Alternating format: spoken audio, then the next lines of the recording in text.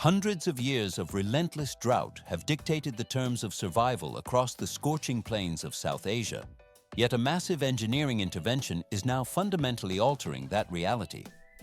Pakistan has initiated the construction of a monumental irrigation canal, a strategic man-made artery designed to divert the flow of the Indus River into the most arid territories of the country. Why is it necessary to redirect a massive river across a desolate desert landscape? At first glance, the task appears to be a simple matter of excavation, but in reality, moving such a volume of water requires overcoming unstable soil conditions and the unforgiving physics of hydraulic pressure. Engineers face the constant challenge of extreme heat while carving through the earth to ensure the water moves exactly where nature never intended it to go. One can notice how the heavy excavators remove thousands of tons of sand and rock to create the precise slope required for a gravity-fed system. The equipment gradually reshapes the topography of the region as the project advances further into the interior. This is a critical water megaproject that demands absolute structural integrity to prevent the desert from reclaiming the channel.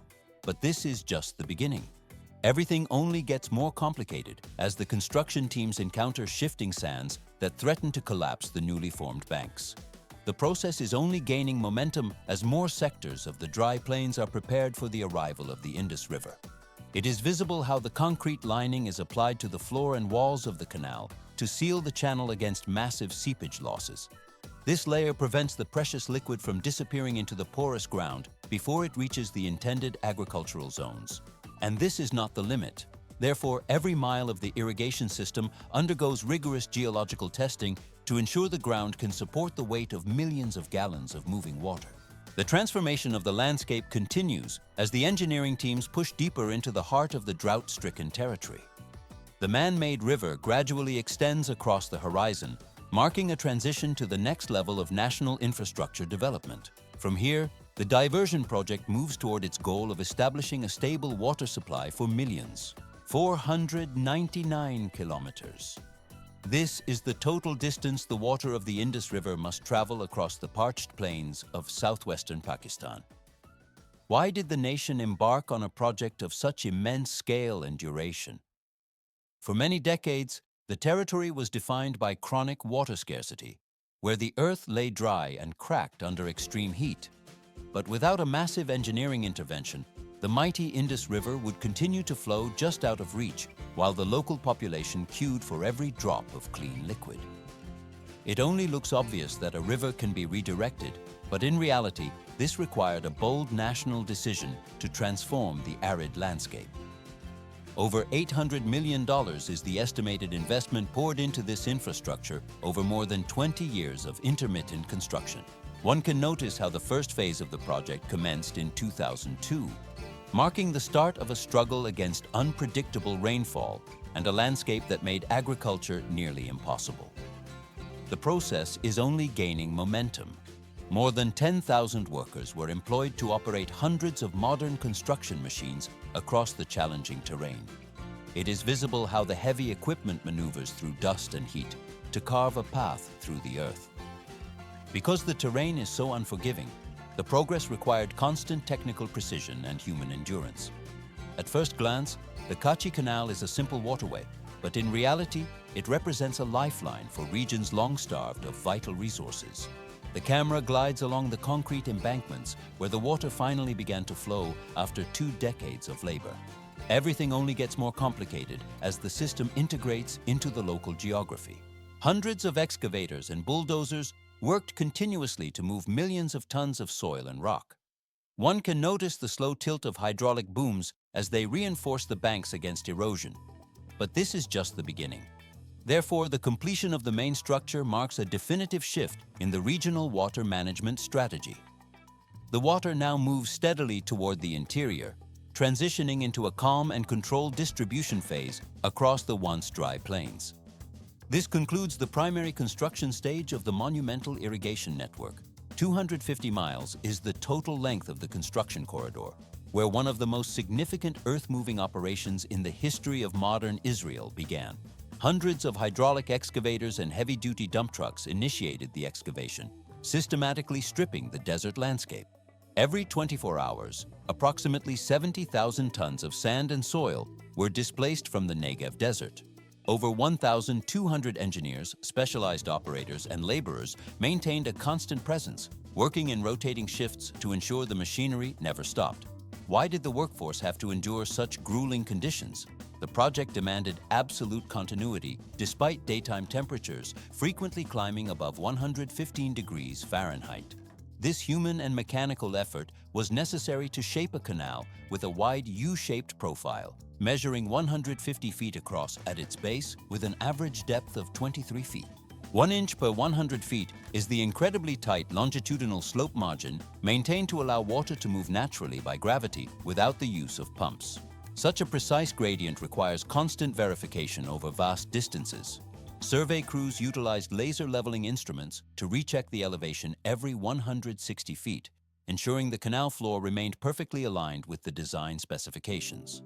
Most of the excavated desert sand was not discarded, but reused to construct massive embankments on either side. These levees rose to heights between 10 and 16 feet, forming the primary containment structure. It only looks obvious to move earth, but in reality, the terrain dictated the strategy. But this is just the beginning. Bulldozers cut through layers of hilly terrain step by step, while in low-lying sections, trucks hauled and stabilized fill material until the required grade was reached. In zones characterized by weak soil, engineers implemented structural reinforcements by drilling 16-inch sand piles to depths of 20 to 25 feet. In other sections, they mixed cement and clay into the ground to strengthen the base and prevent future subsidence. One can notice how the landscape became dotted with concrete batching plants, mechanical workshops, and field engineer camps. Under a scorching sun and through swirling clouds of dust, long convoys of trucks moved endlessly. The equipment gradually carved the shape of a mechanical river into the heart of the Negev. This intensive excavation phase continued for months. Why was the lining phase considered the most critical stage of the entire project? At first glance, the trench seemed ready, but the desert sand possesses an extreme thirst. This environment is capable of absorbing any exposed water within mere hours if the canal bed is not hermetically sealed. Therefore, the bed and slopes were first moistened and leveled with a 2-inch foundation of fine sand. Then, concrete panels 4 to 5 inches thick were poured into individual sections, measuring 16 feet long by 10 feet wide. Each panel was separated by expansion joints to manage the physical stress of the environment. Transition to the next level. Hot bitumen sealant was poured into these joints to prevent seepage and accommodate thermal movement caused by the extreme temperature swings. In areas where the subsoil was particularly unstable, an additional high-density polyethylene geomembrane layer was installed beneath the concrete. These membranes were secured with steel anchors and shielded by a protective sand cushion. Altogether, more than 220 miles of the canal were lined with concrete, creating one of the largest waterproofing systems ever engineered in the Middle East. Along the embankments, engineers planted vetiver grass and desert acacia to stabilize the slopes and minimize the impact of sand drift. The camera glides along the structure, showing the canal like a shimmering silver ribbon cutting across a sea of gold. It is a concrete artery waiting for its first life-giving flow. 9 enormous steel gates mark the head of the system at the town Subaraj, where water from the Indus River is diverted into the channel. A massive canal cannot function as a simple trench. It requires hundreds of auxiliary structures for transportation, flood control, and regulation. Along the main route, there are more than 900 distinct engineering components. These include reinforced concrete bridges, spillways, siphons, drainage culverts, and aqueducts that carry the flow across natural streams. Whenever the canal intersects a road or a railway, a new bridge is constructed to ensure that local traffic flow remains uninterrupted. The process is only gaining momentum. Cross-drainage structures consisting of large conduits were installed where the canal crosses natural waterways to allow the natural flow to pass beneath the artificial channel. Furthermore, distribution gates were placed every 6 to 9 miles to regulate the volume of water entering secondary branches. Everything must operate in perfect technical harmony. This is because a single malfunction at a gate or an aqueduct could immediately deprive hundreds of hectares of farmland of their vital supply. After more than 15 years of continuous construction, the entire system finally entered the critical water testing phase. Engineers initiated the process by opening the gates at the sub-barrage, allowing the Indus River to enter the canal section by section. They gradually increased the discharge from 500 to 2,000, and eventually to 6,000 cusecs. Along the entire route, technical teams inspected every junction, measuring internal pressure and checking for any signs of leaks. They monitored the canal slopes and used sensors to record any ground movement. Every detected deviation was corrected before the system was authorized for full operation. One can notice the tension as the first rush of water moves through the cracked dry bed of the canal. 500 to 2,000 cubic feet per second was the initial flow that caused the regions of Derabukti and Jalmagsi to erupt in celebration. Locals described it as the day the desert returned to life. Wherever the water reached, cheers followed the advancing front of the stream. It was more than a physical flow. It represented the fulfillment of a dream that generations of farmers had waited their entire lives to witness. This was the moment real water finally ran across their ancestral land. Everything began to change as the first drops reached the arid soil, affecting lives deep within the region. It gets more complex further on. Land that had remained cracked under the burning sun for decades began to regain its fertility. Farmers who had previously abandoned the region due to persistent drought returned to pitch tents and plow the first fields of their lives amidst the sand and rock. Water from the main channel of the national water carrier was distributed through a sophisticated network of secondary canals, pressure pipes, and drip irrigation systems. This technology, which Israel developed to conserve every drop, delivered water directly to the root of each plant. The project, which began in 1953, took over 11 years to complete. 420 million Israeli lira, equivalent to hundreds of millions of dollars at the time, was the total investment for this infrastructure. Once fully operational, the system achieved a capacity to transport up to 72,000 cubic meters of water per hour. This allowed fresh water to be moved from the north all the way to the southern reaches of the Negev. As a result, regions once considered hopeless were transformed into thriving agricultural zones. In the early years of operation, tens of thousands of acres of former wasteland turned green.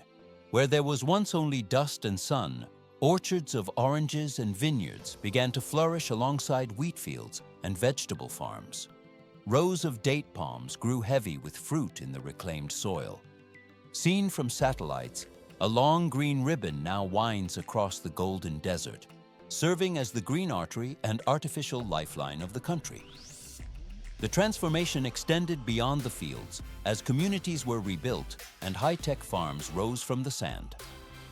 The material is ready to move to the next processing phase without haste.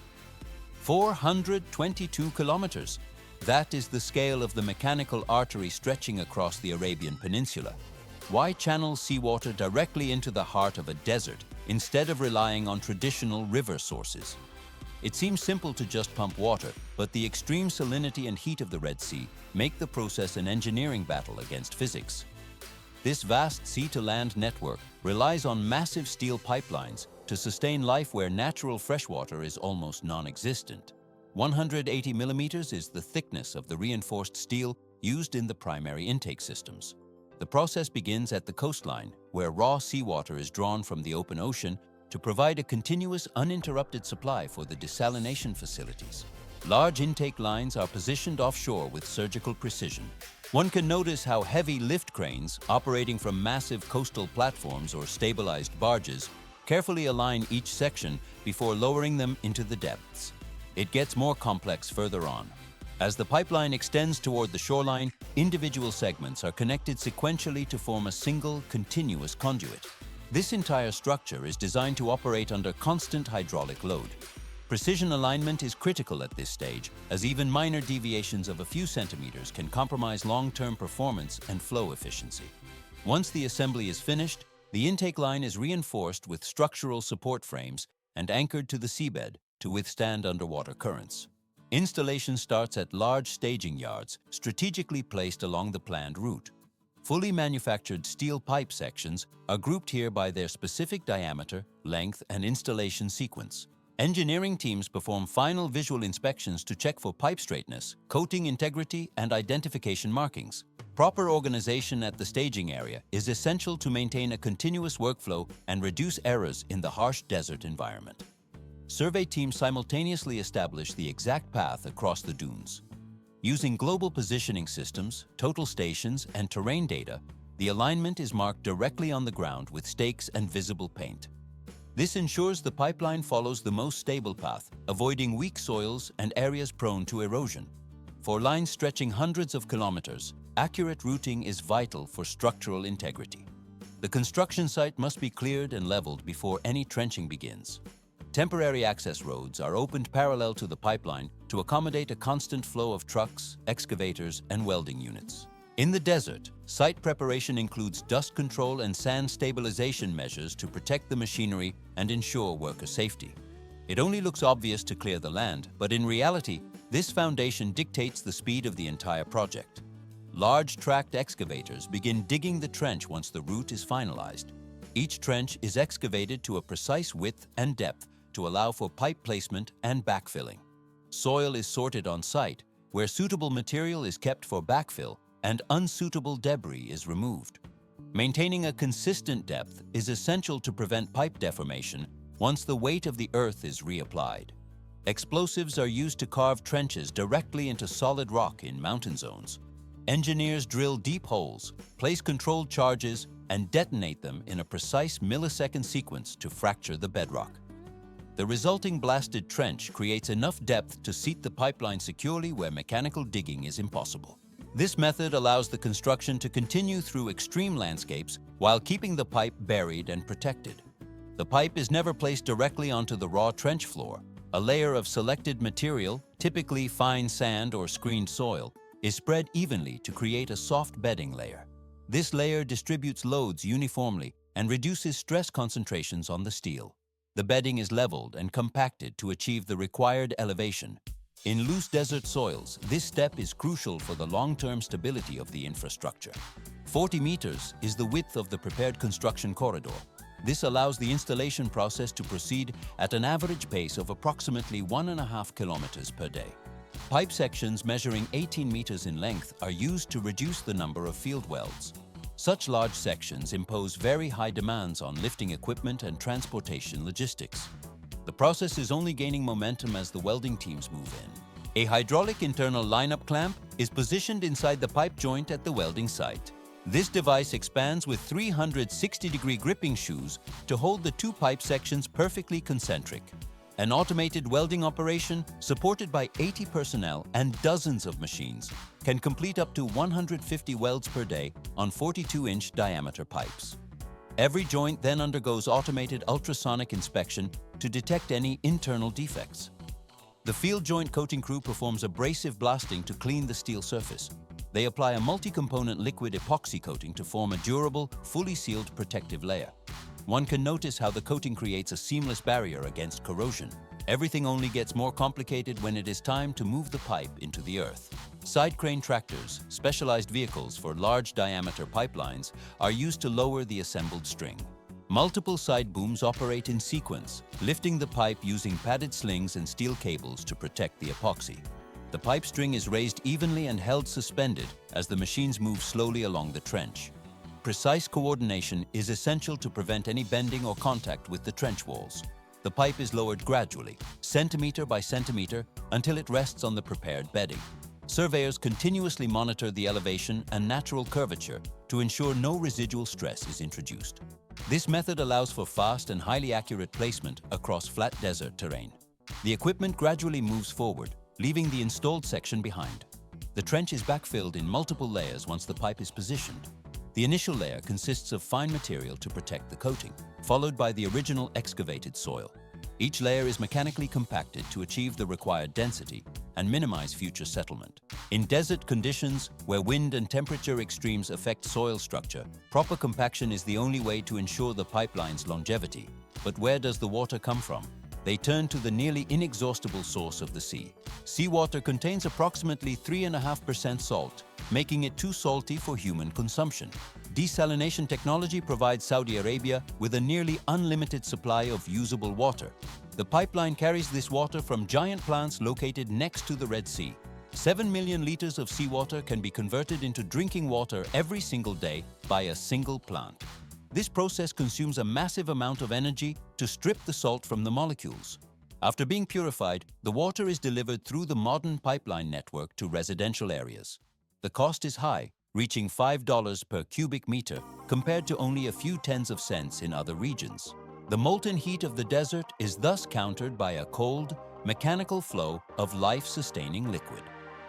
The water moves silently through the steel veins, reaching the people of the desert. The process concludes this phase, opening the road to long-term stability in the region. Thus, the steel network reaches its destination, transitioning into a calm stage of daily operation. Two massive water diversion projects in Asian countries have now been explored in detail, revealing the immense scale of hydraulic engineering. Why do different nations invest hundreds of billions of dollars into shifting the natural flow of river systems? It only looks obvious that water should be moved where it is needed most, but in reality, these geographical transformations require decades of precise calculation and thousands of kilometers of reinforced concrete channels. The process is only gaining momentum. One can notice how the vast network of pumps and gravity-fed tunnels operates across the continent to sustain agricultural and industrial centers. It gets more complex further on.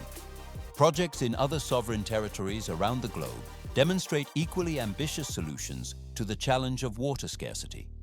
Additional information regarding similar large-scale infrastructure developments in different countries remains available for further investigation and discussion. The camera glides along the final segments of these artificial waterways as the current flows toward its destination. This concludes the examination of these specific engineering feats as the focus shifts toward other global industrial achievements. Thus ends the detailed review of these strategic water management systems.